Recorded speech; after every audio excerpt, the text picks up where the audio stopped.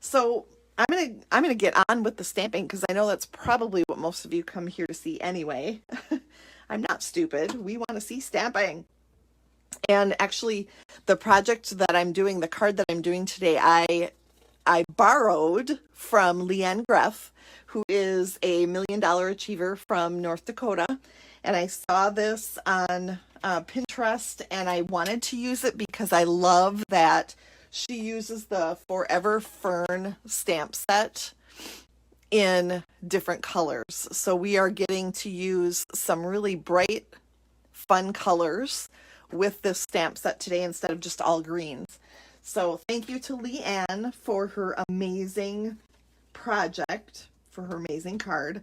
As you can see, I got out my, oh my gosh, Stamparatus. You can tell I've been working all day and I got up early to celebrate the birth of my newest nephew. I got a text message at 4:45 this morning to let me know. So it's been a long day already. I did get a little nap in between, but and the reason I'm using my Stamparatus is because I was having a really hard time getting the Love and Laughter Forever After straight on my cardstock. So I thought, the one way to fix that is to use the Stamparatus, get it set up. So I tested it in advance, and I was going to show you the one I tested, but of course that's already long gone, so that I know that it is exactly where I want it to be. And last week I did show you the hinge step technique with the Stamparatus. So if you didn't get to see it last week, there's another reason to go back into my video archive here on Facebook and check that out on What's Up Stampers from last week. And I'm just going to put my cardstock, and I think I told you last week I put this washi tape on for a project a long time ago, and I just decided, that's kind of handy to have that there. Just gives me a real exact place to line up my cardstock. So then we're going to take our gorgeous grape ink, and I just want to say, when you're doing this and you're inking up your stamp, be careful not to push too hard because you're going to get ink all over the plate. Otherwise, you really just need to tap. And I don't know if you can tell there, but it is super wet. So I'm not concerned at all that I didn't get enough ink. And then we're going to close that and push it down on our paper.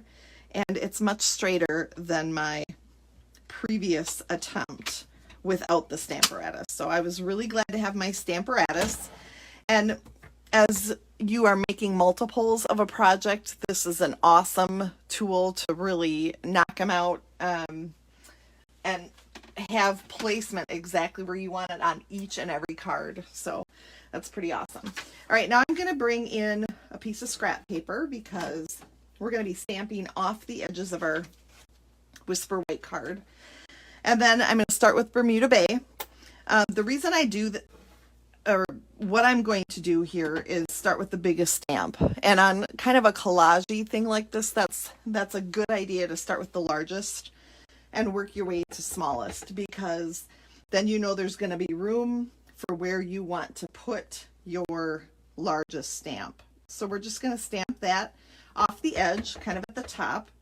And again, for those of you just tuning in, I just want to say thank you to LeAnn Greff, demonstrator in, I believe it's North Dakota, for this awesome card. I love it, and I'm borrowing it from her. And that's an okay thing. That's what we do, right? We borrow people's ideas. Sometimes we tweak them. Sometimes we copy. This is sincerest form of flattery, and that's kind of the nature of stamping. That's what we do. And then I'm going to go in with Granny Apple Green and add a little bit more color. So now this one is kind of more of a leaf color, right? So getting the Granny Apple Green in there. And then we're going to take that gorgeous grape ink pad back. I love this stamp. I think it's super cute. I see a comment. I might have to answer it later because it's too dark above my phone to read it right now. Sorry, I think it's Crystal. I'll answer it or look at it in a little bit. Then we're going to go in with these and the Gorgeous Grape ink. Pretty, pretty.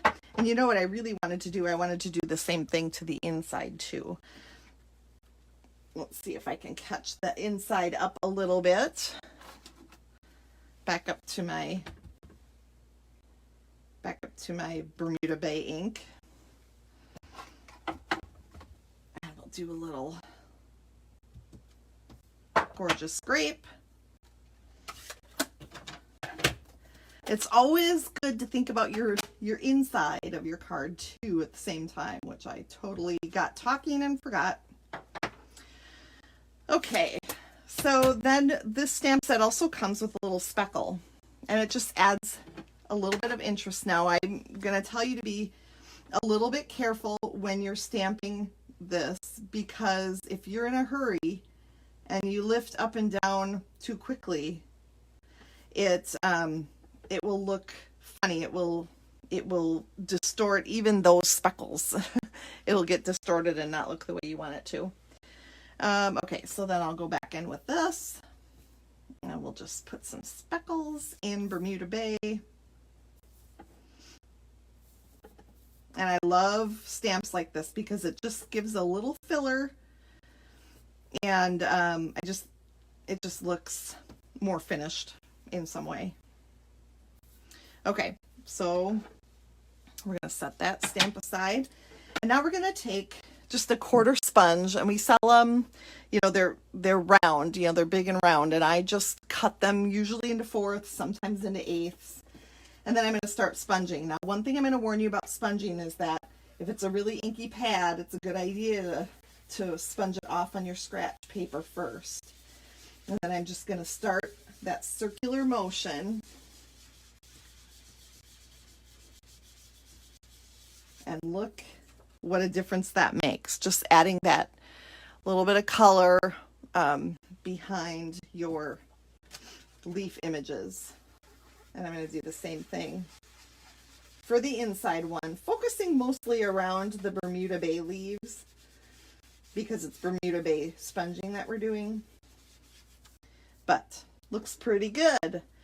So then all that's left is to assemble this card, and I'm going to get rid of my scratch paper now. Assemble this card. So we've got the Gorgeous Grape, and then we've got the using the Stamp and Seal to adhere the front of the card, and then doing the same thing for the inside. And there we go. Isn't that pretty? Oh, I love it so much. Thank you, LeAnn Greff. You are a rock star.